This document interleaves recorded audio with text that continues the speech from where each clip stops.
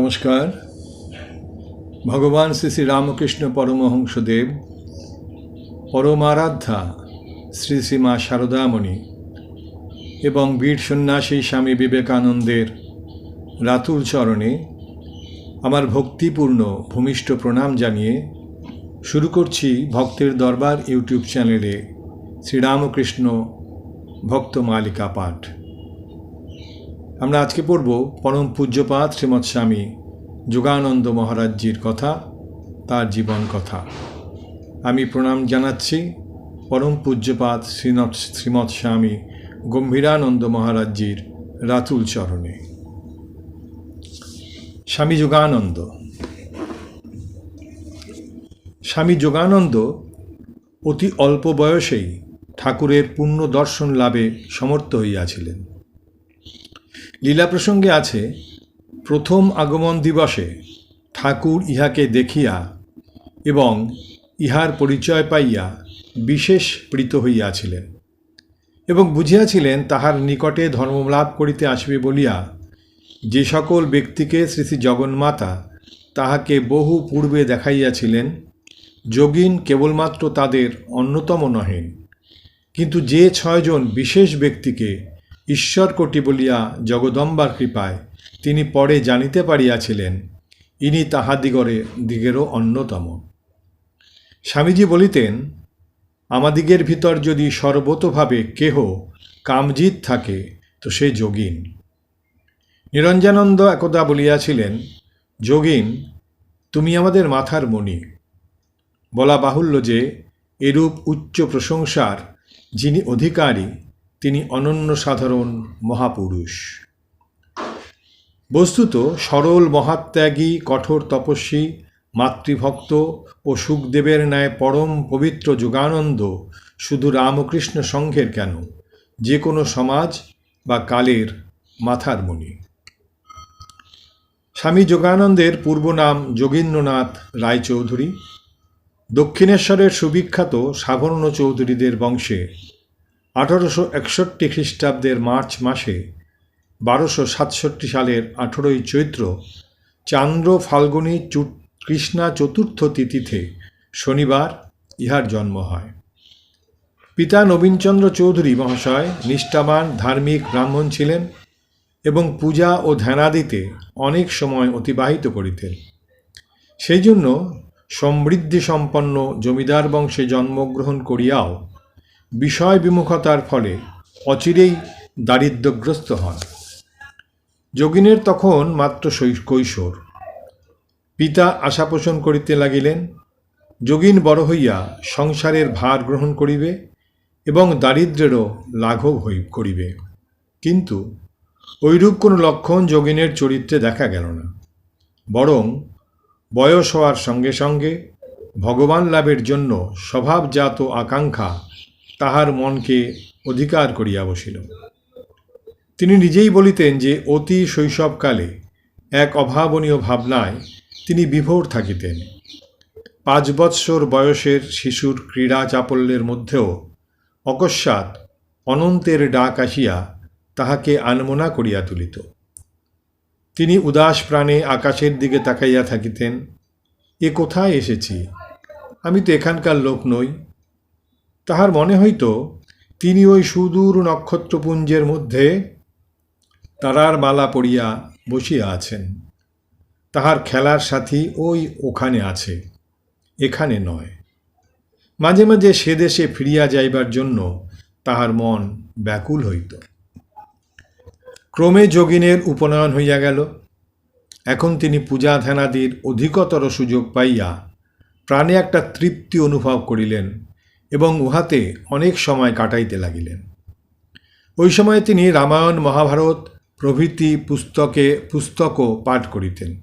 এতদ্ব্যতীত তাহার বাটি প্রায়ই ভাগবত পাঠ ও কীর্তনাদিতে মুখরিত থাকায় তাহার ও সকলের মনে সর্বদা ধর্মভাব জাগরুক থাকিত। যথাসময়ে পিতা তাহাকে আগরপাড়া মিশনারি বিদ্যালয়ে ভর্তি করিয়া দিলেন। বিদ্যালয়ের পাঠে নিরত থাকিলেও দক্ষিণেশ্বরের কালীমন্দির সংলগ্ন উদ্যানের সন্নিকটেই তাহার গৃহ অবস্থিত থাকায় তিনি প্রায়ই তথায় ভ্রমণ করিতে আসিতেন। বিশেষত ধর্মপ্রাণ পিতা পুষ্পচয়ন ও গঙ্গা স্নানাদির জন্য প্রত্যহ রাসমণির দেবালয়ে যাতায়াত করিতেন। এইরূপে দক্ষিণেশ্বর মন্দিরের সহিত তাহার আশৈশব সম্বন্ধ ছিল বলিলেই চলে। তিনি পরমহংসদেবের নামও শুনিয়াছিলেন এবং তাহাকে দেখিবার ইচ্ছাও পোষণ করিতেন, কিন্তু স্বভাবসুলভ লজ্জা ঘনিষ্ঠতার পথ রুদ্ধ করিয়া রাখিত। বিশেষত আলাপীদের মধ্যে তিনি তখন পর্যন্ত পরমহংসদেব সম্পর্কে তেমন উচ্চ ধারণার আভাস পান নাই। বরং প্রদীপের ঠিক নিম্নস্থলে অন্ধকার থাকার ন্যায় যুগাবতারের লীলাক্ষেত্র দক্ষিণেশ্বরে তখন বিরুদ্ধ সমালোচনায় অধিক হইত। ইতোমধ্যে কেশবচন্দ্র শ্রীরামকৃষ্ণকে কলিকাতার শিক্ষিত সমাজে সুপরিচিত করিয়া দিয়াছেন। কেশবচন্দ্রের প্রবন্ধাদি পড়িয়া যোগীন শ্রীরামকৃষ্ণের দর্শনে উৎসুক হইলেন, কিন্তু পরিচয় করাইয়া দিবে কে? এমন সময় একদা কালীবাড়ির উদ্যানে ভ্রমণ করিতে করিতে তাহার একটি ফুল পাইবার আকাঙ্ক্ষা হইল এবং সম্মুখেই অতি সাধারণ পোশাক পরিহিত একজনকে দেখিয়া ভাবিলেন, এই ব্যক্তি নিশ্চয়ই বাগানের মালী। সুতরাং ফুলটি তুলিয়া দিতে তাহাকে আদেশ করিলেন। আদিষ্ট পুরুষ অম্লান বদনে তুলিয়া দিয়া চলিয়া গেলেন। ইহার পর একদিন যোগীন দেখিলেন এক গৃহে বসিয়া বহু ভদ্রলোক নিবিষ্ট মনে সেই পূর্বদৃষ্ট মালীর বাণী শুনিতেছেন আর উপদেষ্টা অবিরাম তত্ত্বকথা বলিয়া যাইতেছেন। ইহাতে তিনি যুগপৎ বিস্ময় ও লজ্জায় অভিভূত হইলেন। তাহার বুঝিতে বাকি রহিল না যে দক্ষিণেশ্বরের লোকেরা যাহাকে পাগলা বামুন বলে এবং কেশবচন্দ্র যাহাকে পরমহংস শ্রীরামকৃষ্ণ বলিয়া প্রচার করেন, ইনিই তিনি। মনে শতই প্রশ্ন উঠিল, পাগল যদি হন তবে এত লোক কেন? ঔৎসুক্য জাগরিত হওয়ায় কি প্রসঙ্গ হইতেছে জানিবার জন্যে তিনি আরও অগ্রসর হইয়া দ্বারের পার্শ্বে স্থান গ্রহণ করিলেন। যোগীন মৌন বিস্ময়ে কাষ্ঠবৎ বাহিরে দণ্ডায়মান। এমন সময় ঠাকুর একজনকে আদেশ করিলেন, বাইরে যারা আছে তাদের ভিতরে নিয়ে এসো। বাইরে যোগীন ব্যতীত আর কেহ ছিল না। আহুত হইয়া তিনি ভিতরে আসিয়া বসিলেন। প্রসঙ্গান্তে দুরাগত ভক্তেরা চলিয়া গেলে শ্রীরামকৃষ্ণ যোগীনের নিকট আসিলেন এবং সস্নেহে তাহার পরিচয় জিজ্ঞাসা করিলেন। পরিচয় পাইয়া তিনি আনন্দের সহিত বলিলেন, তবে তো তুমি আমাদের চেনা ঘর গো। তোমাদের বাড়িতে আমি তখন কত যেতুম, ভাগবত পুরাণ প্রভৃতি শুনতাম। তোমার বাড়ির কর্তাদের ভিতর কেউ কেউ আমাকে বড় যত্ন করতেন। তারপর অবশিষ্ট সকলের নিকট যোগিনের পরিচয় প্রদান সূত্রে বলিলেন, এরা দক্ষিণেশ্বরের সাবর্ণ চৌধুরী। এদের প্রতাপে সেকালে বাঘে গরুতে একসঙ্গে জল খেত। এরা লোকের জাত দিতে নিতে পারতেন। ভক্তিমানও সব খুব ছিলেন। বাড়িতে কত ভাগবত পুরাণাদি হতো। জানাশোনা হলো, বেশ হলো। এখানে যাওয়া আসা করো। মহৎ বংশে জন্ম, তোমার লক্ষণ বেশ সব আছে, বেশ আধার, খুব ভগবত ভক্তি হবে। তদবধি যোগীন ঘন ঘন ঠাকুরের নিকট আসিতেন, কিন্তু অতি গোপনে, অপর কাহাকেও না জানাইয়া, কারণ দক্ষিণেশ্বরের লোকের দৃষ্টিতে ঠাকুর পাগল আর তাহাদের মতে তিনি জাতি বিচার মানিতেন না। অতএব যোগিনের ভয় ছিল যে উচ্চ বংশোদ্ভূত হইয়াও সদা সর্বদা এই পাগলের নিকট যাতায়াত করিতেছেন, ইহা জানিলে বাড়ির লোকেরা শুধু আপত্তি করিবে না, হয়তো একটা অনর্থের সৃষ্টি করিয়া বসিবে। কিন্তু ক্রমে উহা প্রকাশ হইয়া পড়িল এবং সমবয়স্কেরা বিদ্রুপাদিও করিতে লাগিল।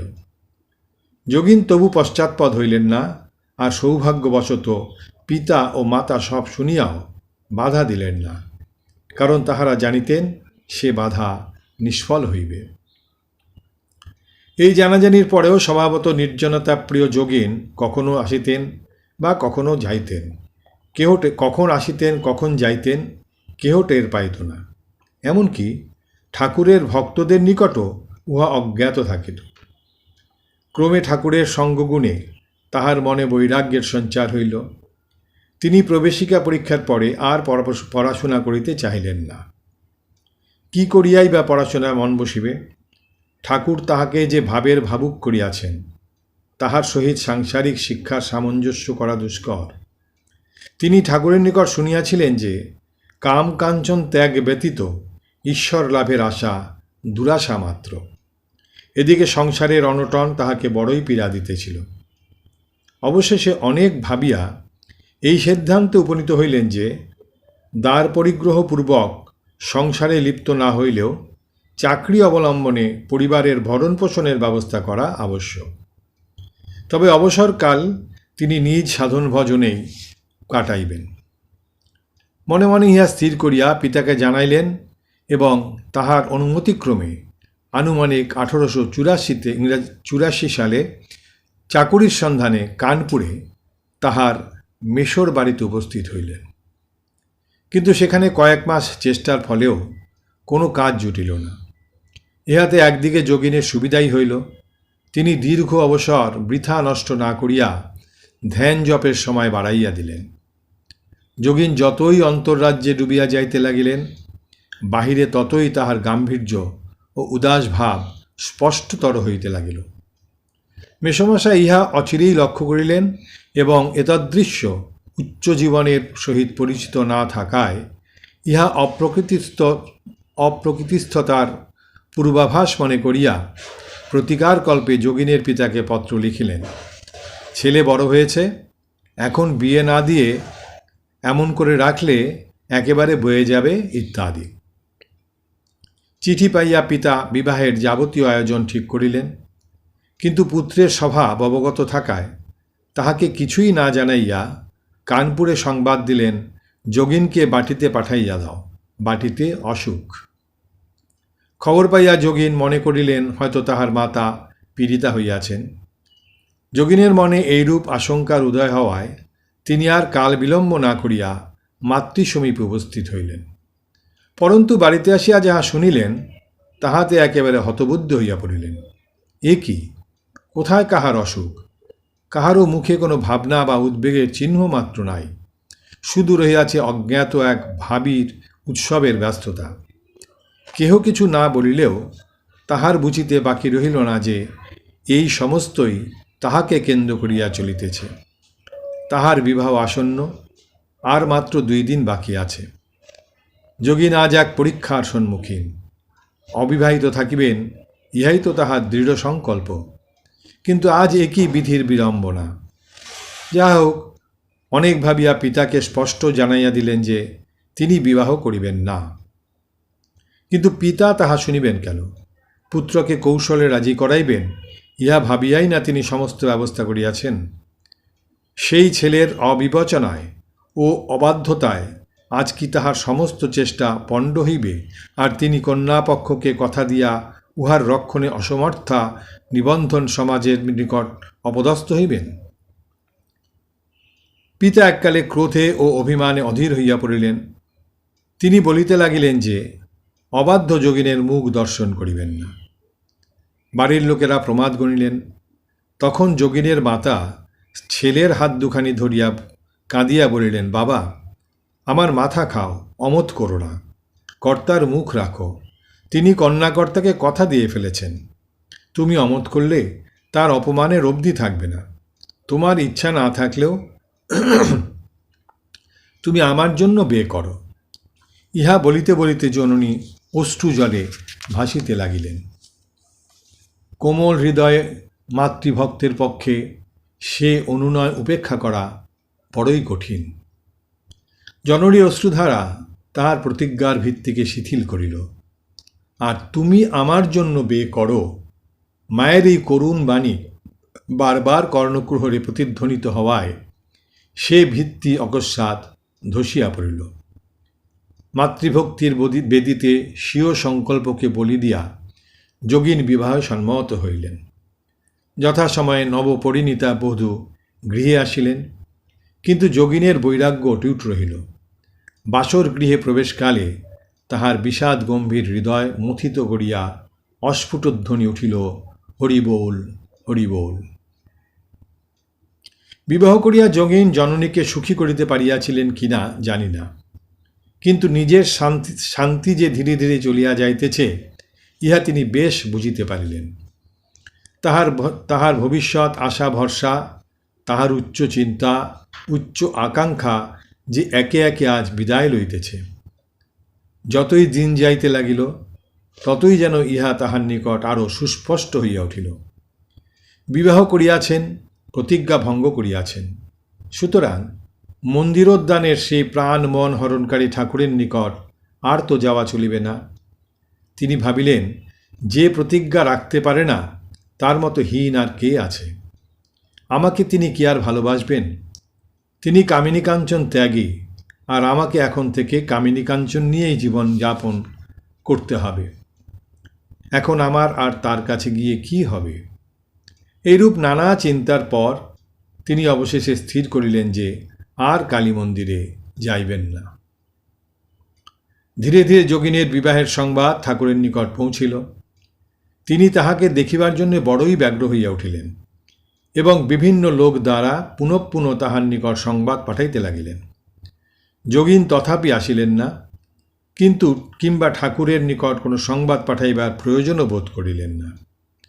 অনন্যপায় হইয়া ঠাকুর অবশেষে একদিন কোনো এক পরিচিত ব্যক্তিকে ডাকিয়া বলিলেন, অমুকের ছেলে কীরকম লোক?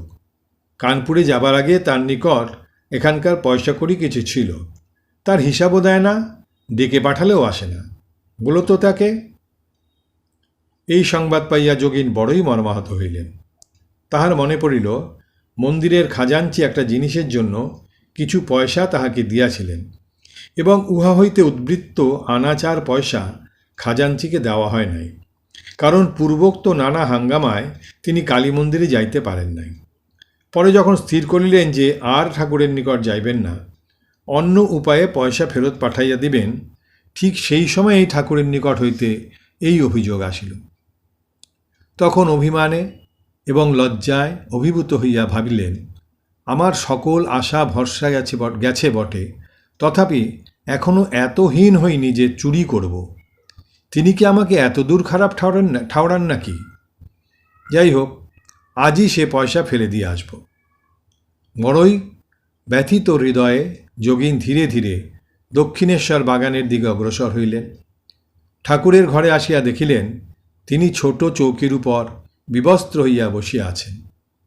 তাহাকে দেখিয়াই ছোট ছেলের মতো কাপড়খানি বগলে ফেলিয়া কাছে আসিলেন। বহুদিন কাঙ্ক্ষিত নিধিকে আজ একেবারে সম্মুখে পাইয়া ভাবময় পুরুষের ভাবাবেগ উথলিয়া উঠিল। কি যেন এক অদ্ভুত শক্তি আজ তাহার সমস্ত দেহ মনকে চকিত করিয়া তুলিল। হাত ধরিয়াই বলিলেন, বে করেছিস? তা কি হয়েছে? এই যে আমি বে করেছি। বে করেছিস তা ভয় কি? নিজ বক্ষে হস্ত রাখিয়া, এখানকার কৃপা থাকলে একটা কি লাখটা বেতেও তোর কিছু করতে পারবে না। তোর যদি সংসারে থাকতে ইচ্ছে হয় তো তোর স্ত্রীকে একদিন এখানে নিয়ে আসবি। তাকে এমন করে দেব যে সে তোর ধর্মপথে সহায় ছাড়া কোনো বিঘ্ন হবে না। আর যদি সংসার করতে না ইচ্ছে হয় তো বলিস, তোর মায়া মমতা সব খেয়ে ফেলব। ঠাকুরের কথা শুনিয়া যোগিন একেবারে বিমুগ্ধ। বে করেছিস তা কি হয়েছে? এ কি নতুন কথা? যাহা শুনিলেন স্বপ্ন না সত্য? এখানকার কৃপা থাকলে একটা কি লাখটা বেতেও তোর কিছু করতে পারবে না। দক্ষিণেশ্বরের পাগলা বামুন এই বুক ভরা আশার বাণী শুনাইয়া তাহার মনের গুরুভার অপসারিত করিলেন এবং চিরদিনের মতো তাহাকে আপনার করিয়া লইলেন।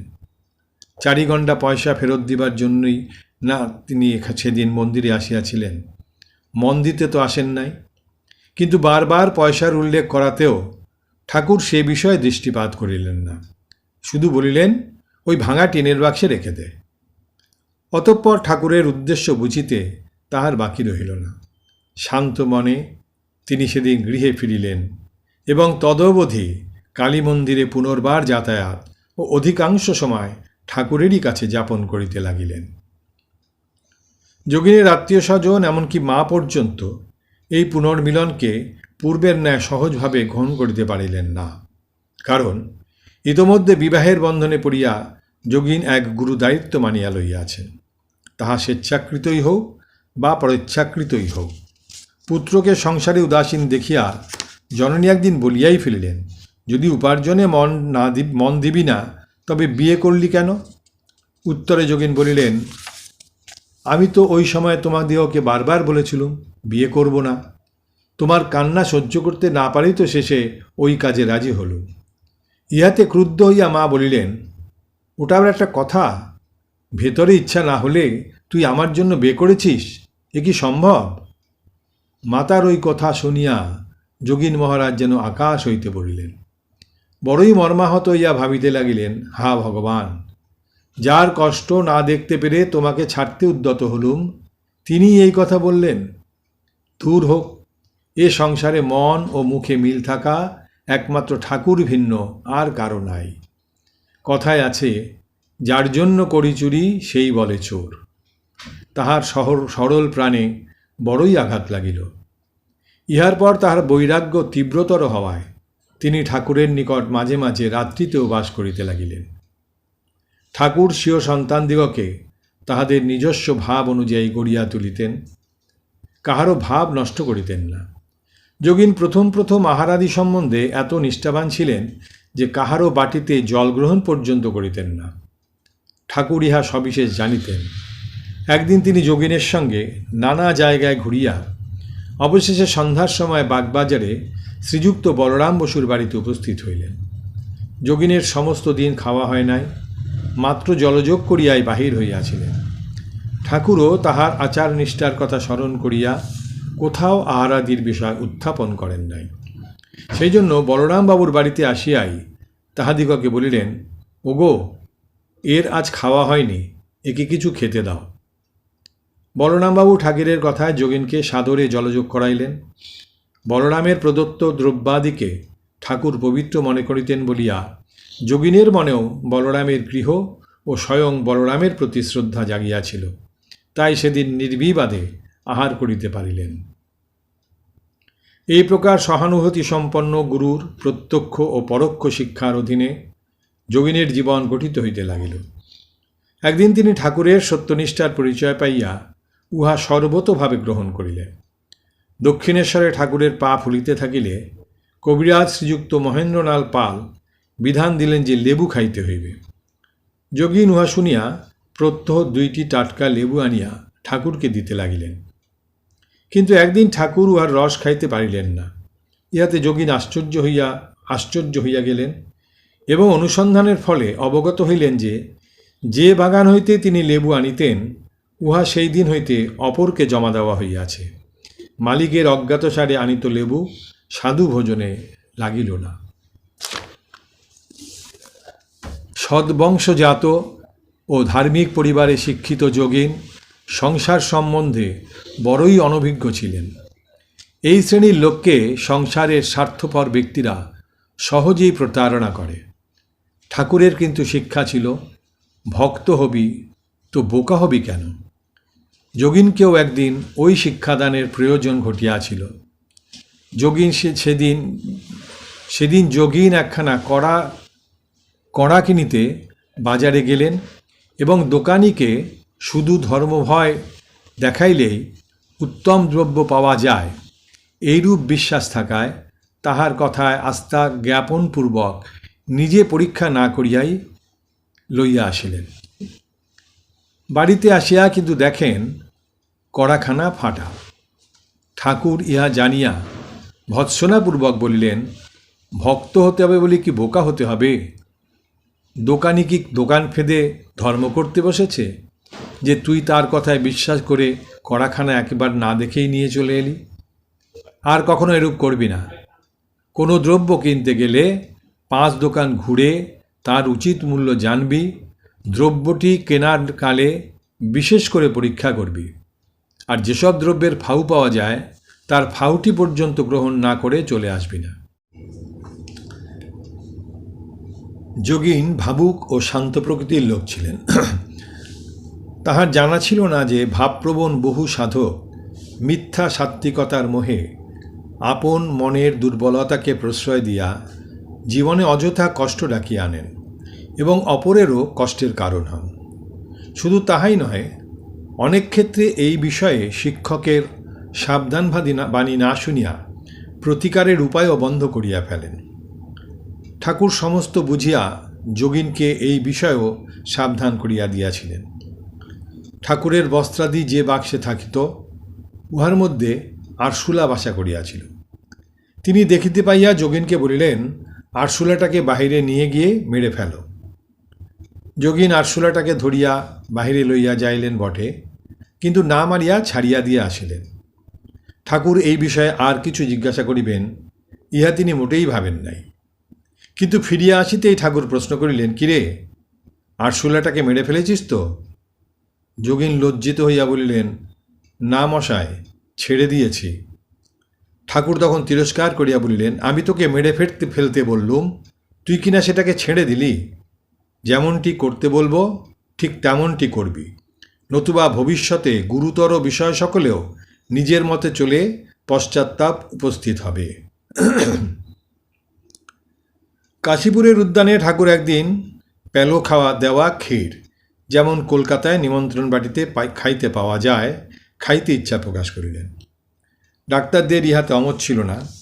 অতএব যোগীন্দ্র পরদিন ভোরে ঐরূপ ক্ষীর কিনিয়া আনিতে কলিকাতায় চলিলেন। পথে যাইতে যাইতে মনে চিন্তার উদয় হইল, বাজারের খিলে পালো ছাড়া আরও কত কী ভেজাল মেশানো থাকে, ঠাকুরের খেলে অসুখ বাড়বে না তো? আবার ভাবিলেন, ঠাকুরকে তো জিজ্ঞাসা করিনি, তাই কোনো ভক্তের দ্বারা ক্ষীর তৈরি করিয়া নিয়ে গেলে তিনি তো বিরক্ত হবেন না। 7-5 ভাবিতে ভাবিতে বলরাম ভবনে উপস্থিত হইয়া সমস্ত বলিলে ভক্তেরাও বাজারের ক্ষীরে আপত্তি জানাইয়া গৃহে উত্তম দ্রব্য প্রস্তুত করিয়া দিতে চাহিলেন। কিন্তু সকালে ক্ষীর প্রস্তুত করা সম্ভব হইবে না, তাই যোগীন্দ্রকে একবেলা সেখানে থাকিয়া আহারাদির পরে অপরাহ্নে লইয়া যাইতে বলিলেন। যোগিনও এই প্রস্তাবে সম্মত হইয়া বেলা প্রায় 4টার সময় ক্ষীর লইয়া কাশীপুরে উপস্থিত হইলেন। এদিকে ঠাকুর মধ্যাহ্নেই ক্ষীর খাইবার আশায় অনেকক্ষণ অপেক্ষা করিয়া শেষে যাহা নিত্য খাইতেন তাহাই খাইলেন। পরে যোগীন উপস্থিত হইলে তাহার নিকট সব শুনিয়া বলিলেন, তোকে বাজার থেকে কিনে আনতে বলা হলো, বাজারের ক্ষীর খাবার ইচ্ছা, তুই কেন ভক্তদের বাড়ি গিয়ে তাদের কষ্ট দিয়ে এরূপ ক্ষীর নিয়ে এলি? তারপর ও ক্ষীর ঘন গুরুপাক, ও কি খাওয়া চলবে? ও আমি খাব না। বাস্তবিকই তিনি তাহা স্পর্শ করিলেন না। শ্রী শ্রী মাকে আদেশ দিলেন সমস্ত ক্ষীর যেন গোপালের মাকে খাওয়ানো হয়, এবং বলিলেন, ভক্তের দেওয়া জিনিস, ওর ভিতর গোপাল আছে, ও খেলেই আমার খাওয়া হবে। আর একদিন কলিকাতা হইতে দক্ষিণেশ্বরে ঠাকুরের নিকটে আসিবার জন্য যোগীন অপরাপর যাত্রীদের সহিত নৌকায় উঠিয়াছেন। আরোহীদের মধ্যে একজন ওই কথা জানিতে পারিয়া বলিতে লাগিলেন, ওই এক ঢং আর কি, ভালো খাচ্ছেন, গদিতে শুচ্ছেন, আর ধর্মের ভান করে যত সব স্কুলের ছেলেদের মাথা খাচ্ছেন ইত্যাদি। এই কথা শুনিয়া তিনি বড়ই দুঃখিত হইলেন, পরন্তু তাহার স্বভাব বড় শান্ত, সেই জন্য কোনো কথার প্রতিবাদ না করিয়া চুপ করিয়া রহিলেন। তিনি ভাবিলেন, ঠাকুরকে না বুঝিয়া দুনিয়ার কত অজ্ঞ ব্যক্তি কত কি মনে করে, তাহাতে ঠাকুরের মতো মহান ব্যক্তির কিছুই আসিয়া যায় না। কালী মন্দিরে পৌঁছিয়া কথাচ্ছলে তিনি ঠাকুরের নিকট সমস্ত ঘটনা বিবৃত করিলেন। তিনি ভাবিয়াছিলেন ঠাকুর ওইসব কথায় কিছুই মনে করিবেন না, কিন্তু ফল অন্যরূপ হইল। তিনি বলিয়া বসিলেন, আমায় অযথা নিন্দা করল, আর তুই কিনা তা চুপ করে শুনে এলি। শাস্ত্রে কি আছে জানিস? কুরু নিন্দাকারীর মাথা কেটে ফেলবে, অথবা সে স্থান পরিত্যাগ করবে। তুই মিথ্যা রটনার একটাও প্রতিবাদ করলি না।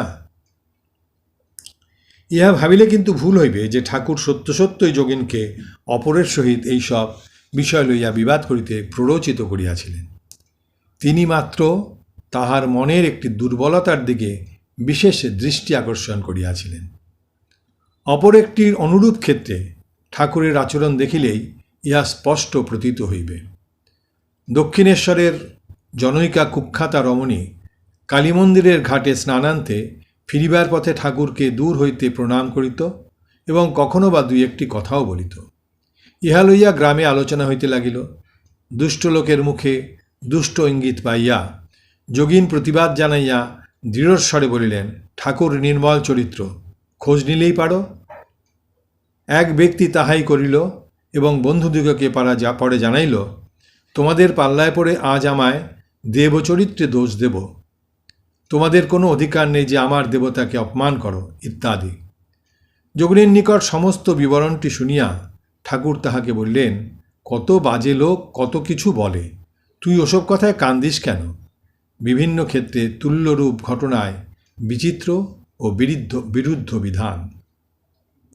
স্বীয় জীবন্তরীর হাল ঠাকুরের হাতে তুলিয়া দিলেও যোগিন একদিনেই তাহার উপর সম্পূর্ণ বিশ্বাস স্থাপন করিতে পারেন নাই। সরল প্রকৃতির যুবক হইলেও তাহার মন যুগপ্রভাবে সন্দেহমুক্ত ছিল না। ইহার ফলে তিনি ঠাকুরকেও প্রতি ক্ষেত্রে যাচাই করিয়া লইতেন। তবে তাহার আস্তিক মনে প্রতি পরীক্ষার পরে দৃঢ়তর প্রত্যয় জন্মিত। নাস্তিকদের ন্যায় উহা ক্রমেই নিবিড় অন্ধকারে পথ হারাইয়া ফেলিত না। কয়েকটি দৃষ্টান্ত দিলে মন্দ হইবে না। দক্ষিণেশ্বরের মন্দিরের নিয়মানুযায়ী প্রত্যহ পূজার প্রসাদের কিয়দংশ ঠাকুরের নিকট আসিত। একদা ফলহারিণী কালী পূজার পরদিন প্রায় বেলা ৮টা-৯টার সময় ঠাকুর দেখিলেন যে তাহার ঘরে যে প্রসাদী ফল বুলাদি পাঠাইবার বন্দোবস্ত আছে তাহা তখনও পৌঁছায় নাই। কালীঘরের পূজারী ভ্রাতুষ্পুত্র রামলালকে ডাকিয়া উহার কারণ জিজ্ঞাসা করিলেন। তিনি কিছুই বলিতে পারিলেন না। বলিলেন, সমস্ত প্রসাদী দ্রব্য দপ্তরখানায় খাজাঞ্চি মহাশয়ের নিকট যথারীতি প্রেরিত হইয়াছে। সেখান হইতে সকলকে যাহার যেমন পাওনা বরাদ্দ আছে বিতরিত হইতেছে, কিন্তু এখানকার জন্য এখনও কেন আসে নাই বলিতে পারি না। রামলাল দাদার কথা শুনিয়াই ঠাকুর ব্যস্ত ও চিন্তিত হইলেন। কেন এখনও দপ্তরখানা হইতে প্রসাদ আসিল না? ইহাকে জিজ্ঞাসা করেন, উহাকে জিজ্ঞাসা করেন, আর ওই কথাই আলোচনা করেন। এইরূপে অল্পক্ষণ অপেক্ষা করিয়া যখন দেখিলেন তখনও আসিল না, তখন চটি জুতাটি পরিয়া নিজেই খাজাঞ্চির নিকট যাইয়া উপস্থিত হইলেন। বললেন, হ্যাঁ গা, ও ঘরে বরাদ্দ পাওনা এখনও দেওয়া হয়নি কেন? ভুল হলো নাকি? চিরকালে মামুলি বন্দোবস্ত এখন ভুল হয়ে বন্ধ হবে? বড় অন্যায় কথা। খাজাঞ্চি মহাশয় কিঞ্চিত অপ্রতিভ হইয়া বললেন, এখনও আপনার ওখানে পৌঁছায়নি? বড় অন্যায় কথা, আমি এখনই পাঠাইয়া দিতেছি। যোগিন তখন বালক হইল, তাহার যথেষ্ট বংশগৌরববোধ ছিল। তাই কালীবাড়ির খাজাঞ্চি প্রভৃতিকে একটা মানুষ বলিয়াই মনে করিতেন না। অতএব সামান্য প্রসাদের জন্য ঠাকুরের ঐরূপ দৌড়াদৌড়িকে ভালো চোখে দেখিলেন না। আবার যখন বুঝিলেন যে ঠাকুর পেট রোগা, ওইসব কিছুই খাইতে পারিবেন না, তখন স্থির করিয়া ফেলিলেন, বুঝিয়াছি, ঠাকুর হন আর যত বড় লোকই হন, আকরে টানে আর কি। বংশানুক্রমে চালকলা বাঁধা পূজারী ব্রাহ্মণের ঘরে জন্ম নিয়েছেন, সে বংশের গুণ একটু না একটু থাকবে তো, তাই আর কি। এইরূপ সিদ্ধান্ত করিয়া বসিয়া আছেন। এমন সময় ঠাকুর ফিরিয়া আসিলেন এবং তাহাকে লক্ষ্য করিয়া বলিতে লাগিলেন, কি জানিস, রাসমণি দেবতার ভোগ হয়ে সাধু সন্ত ভক্ত লোকে প্রসাদ পাবে বলে একটা বিষয় দিয়ে গেছে। এখানে যা প্রসাদী জিনিস আসে সেসব ভক্তেরাই খায়। ঈশ্বরকে জানবে বলে যারা সব এখানে আসে তারাই খায়।